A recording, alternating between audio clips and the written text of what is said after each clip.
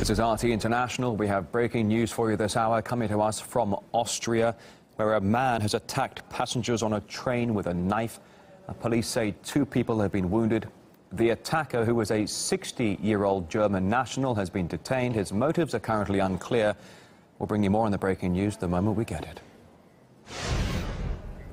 For now, as refugees come to Europe from various Islamic countries, many of them decide to convert to Christianity, either genuinely or to avoid deportation.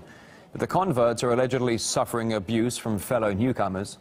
Some of those recently baptized in Germany told us how they were treated in migrant camps there. I have been spat on, told that I have betrayed Islam. But through what I've learned, I can forgive them. I am easily spotted as a Christian in the refugee center. I see myself as a missionary, telling people about Jesus. Since I became a Christian, I fear no one. We have been disowned not only by our friends, but also our families. This is our path. It seems the problem might be more widespread than initially thought. A recent survey of Christian refugees in German migrant camps includes reports of physical and sexual assault and death threats. A converted Christian pastor, Mahin Musapur, says she was risking her life by simply agreeing to speak to us. We try to reach out to police for help with this problem. I try hard to persuade people to go to the police and file police reports, but they are afraid to. But they reply, they will do us harm, they will kill us. Salafist radicals came here twice. They cursed and yelled at me.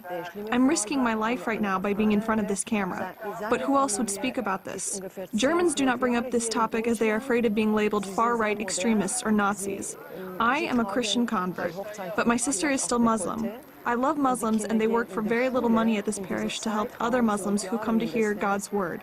Some of them don't convert, but that's their choice, and we respect it.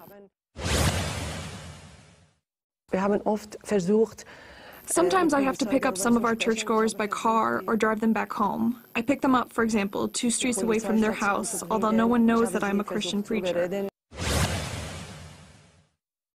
There was this one awful case. There was a churchgoer, a converted Christian, who used to be Muslim. His family has been living in Germany for 10 or 12 years. They are rather modern and secular Muslims. Some of the women even wore low-cut dresses to a wedding ceremony.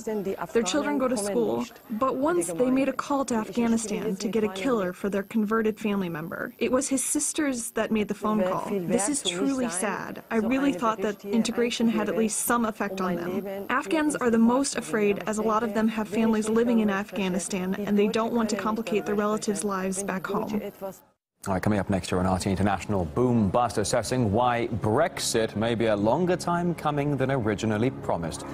Thanks for watching.